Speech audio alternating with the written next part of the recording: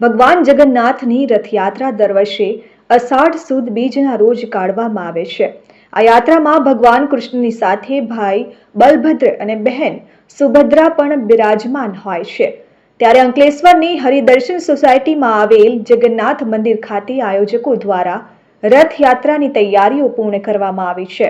આવતીકાલે સવારના અરસામાં મંદિર ખાતે પૂજા પાઠ હોમ હવનનું આયોજન કરવામાં આવ્યું છે।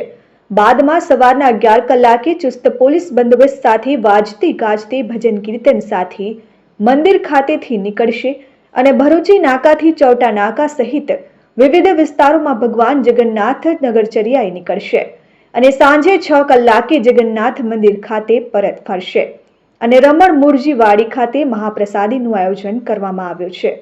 ત્યારે જગન્નાથ ભગવાનના દર્શનનો લાહવો લેવા માટે ભગવાન જગન્નાથની રથયાત્રામાં પધારવા આમંત્રણ પાઠવવામાં આવ્યું છે।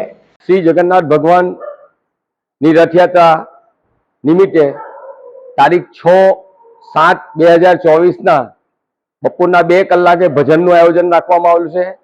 ત્યારબાદ 4 કલાકે મામાન ત્યાંથી મોસાળું જગન્નાથ મંદિરે આવશે તથા આવતીકાલે 7/7/2024ના સવારના 8 કલાકે શ્રી જગન્નાથ મંદિર ખાતે યજ્ઞનું આયોજન, 11:30 કલાકે શ્રી જગન્નાથ ભગવાનની રથયાત્રા મંદિરથી નીકળી ભરૂચી નાકા, ચૌટા બજાર, પંચાયતી બજાર, હરિદર્શન સોસાયટી થઈ સાંજના 6:30 કલાકે મંદિરે પરત ફરશે।